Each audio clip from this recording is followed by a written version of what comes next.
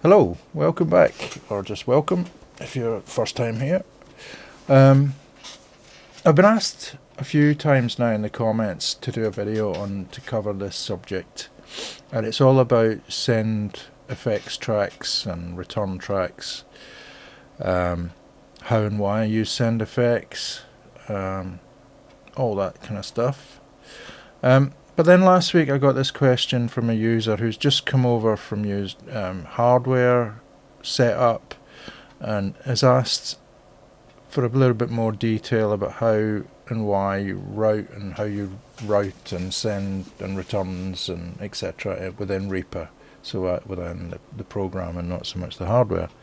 So I thought that might be a good place to start, and I will then make this a two-part kind of thing and cover the send effects and the kind of whys and wherefores of that in the next video. So yeah, let's get straight into it.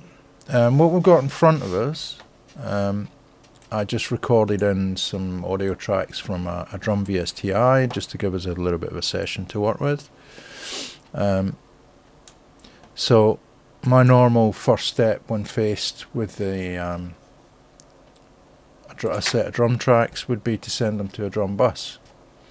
So first things first, I would set up a track for a drum bus. Now, for someone who, if you're just coming over from another DAW, this is something that really confused me when I first came over from Cubase, and it really confused me in terms of the routing, because in Cubase you have aux tracks, you have MIDI tracks, you have instrument tracks, same thing in Pro Tools, same thing in other DAWs, I'm sure.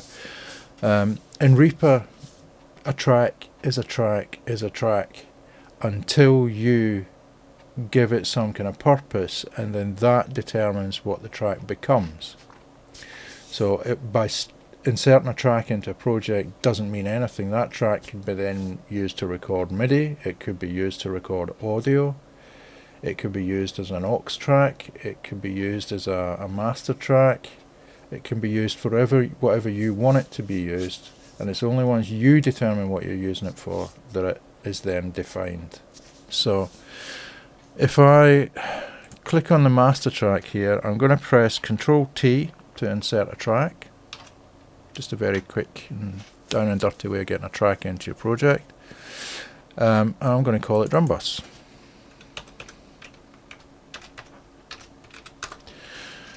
As you can see, mine automatically turned red because I've got that set up within the auto colors here.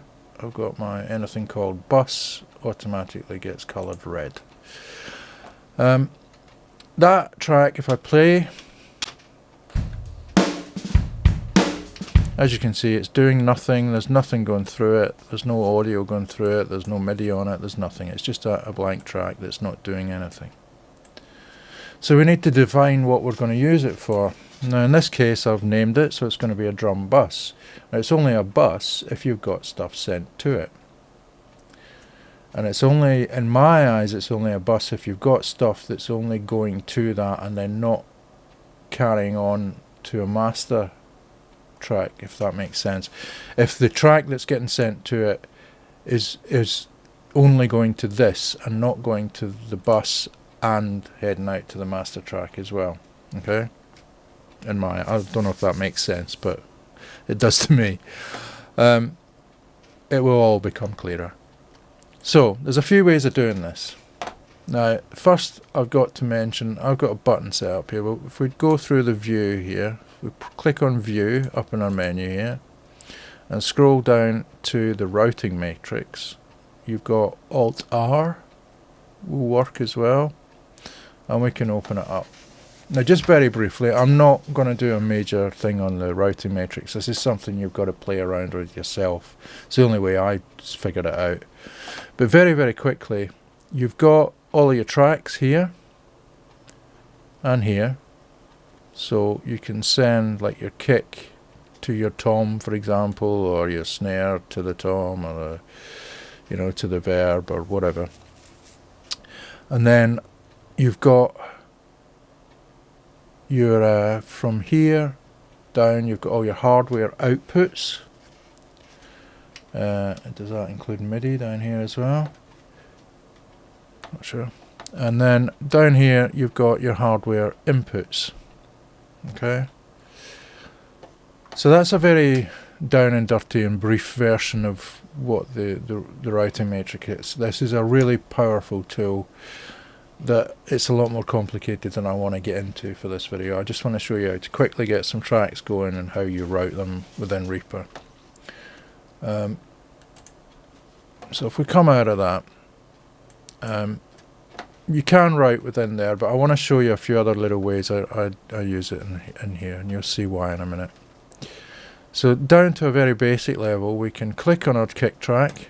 We want to send that out to our drum bus. So if we click on the I/O section of our kick track, this box opens up.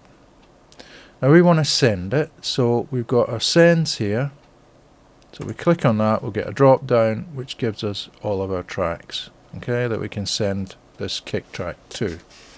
The only track not listed on it is the kick track itself, because obviously you can't send to itself, and well, you can, but anyway, that's another story.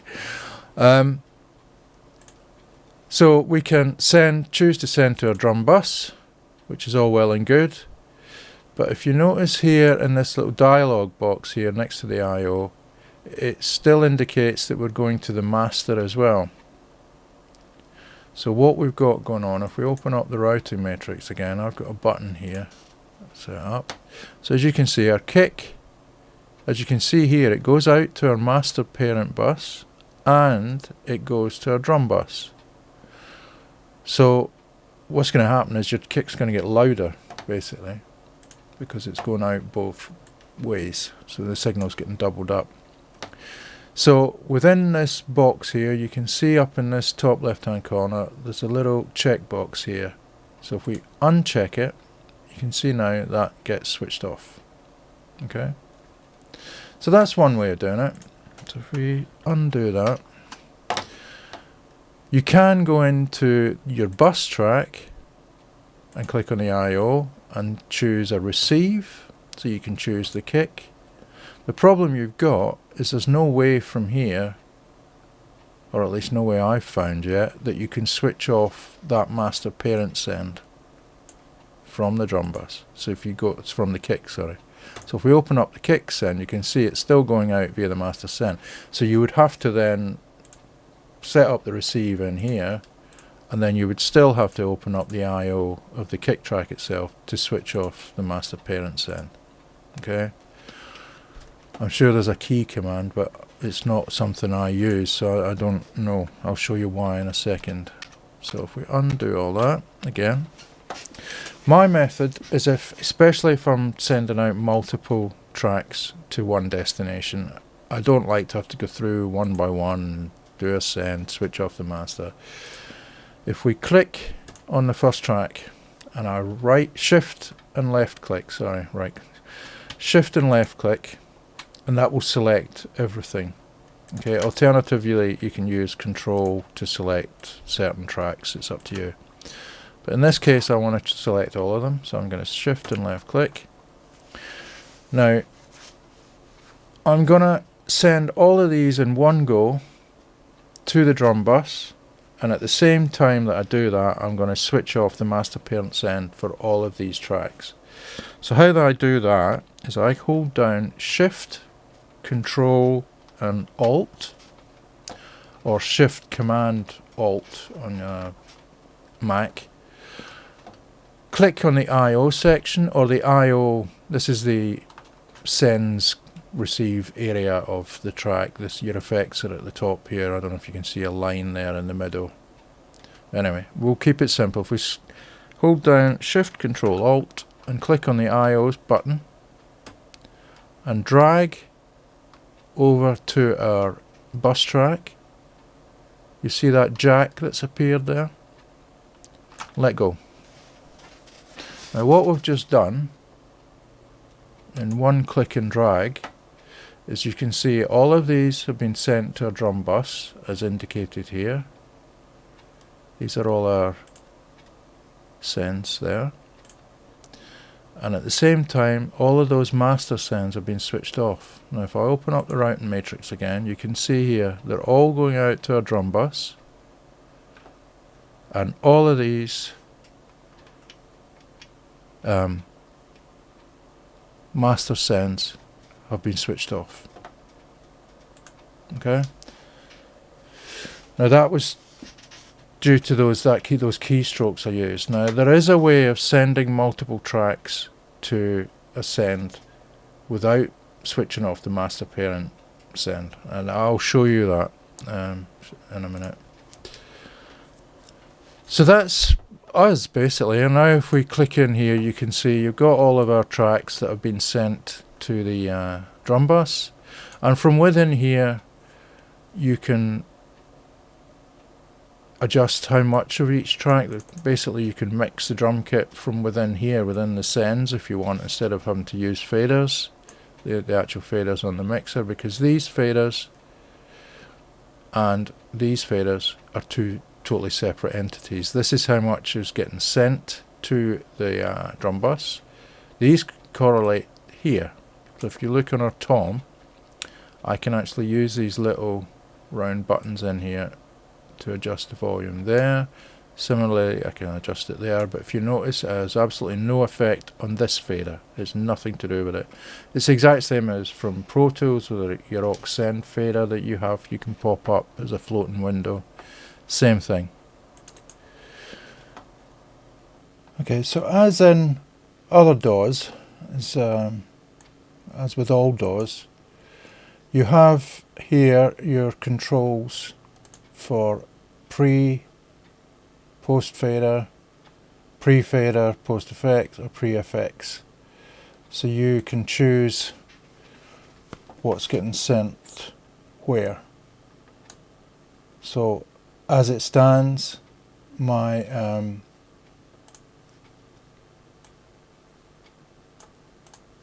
kick track is getting sent post fader, so that means that everything, the audio signal flows from the top to the bottom and out, so everything after the fader is getting sent to my drum bus. If I do pre-fader but post effects, then it'll come down through the effects here and then go to my drum bus. And pre-effects means that it'll go to my drum bus and miss this whole channel basically. So that's our, exactly the same as all other DAWs with the pre-fader and post-fader, etc. So that's our drum kit now sent to a drum bus. Now as we can see, the drum bus is still then carrying on out to our master track, so we can still hear it. Okay, and that's that. That's us set up with our drum bus. Our drum bus is getting sent out to our master track, and so on. If you want to send that drum bus to somewhere else, it's the same process. You set up a track, send it out, and choose whether you want to have the master parent switched off or not. So if we move on to effects now. Now, when you're sending out to effects, you don't necessarily want to switch off the master parent send. So for example, if you were sending a load of drum buses, if you had a drum bus, a guitar bus, etc., and you were sending them to an effect, you might not want to switch off the master parent send in that situation. So what I'll do, just to kind of illustrate the point, I'll just go into the matrix and I'll switch on the master parent send for the last 3 of those tracks there. So you can see I've switched back on the master parent send here. So if you can imagine, these are 3 buses, just for argument's sake, we'll call them 3 buses. Now if we select all of them, and I want to now send all of these to a reverb at the same time as we did before, but I don't want to switch off this master parent send. In that instance, you hold down Shift and Control, just Shift and Control this time. Same process, left click and drag over to a reverb, let go. Now you can see they've all been sent to the reverb, but our master parent is still switched on. Okay, and then we have again from within this little button here, we can control the amount getting sent to the reverb. If we click on the I/O button, we can control how much is getting sent to the reverb, as you can see. And the same thing, if we click on the in/out button of the reverb, you've got a list of all the tracks getting sent to it, and you can mix them however much you want of each track going in and out. And again, you can see that these all correlate. If you look at our sends up here, you can see that this all links up to there, and again has nothing to do with these master faders on the tracks. Okay folks, I'll cut it there. I hope that was useful. I hope it made sense. Any questions, as always, don't be afraid to ask. I'll always try and do my best to help you out. But yeah, see you next time. Cheers.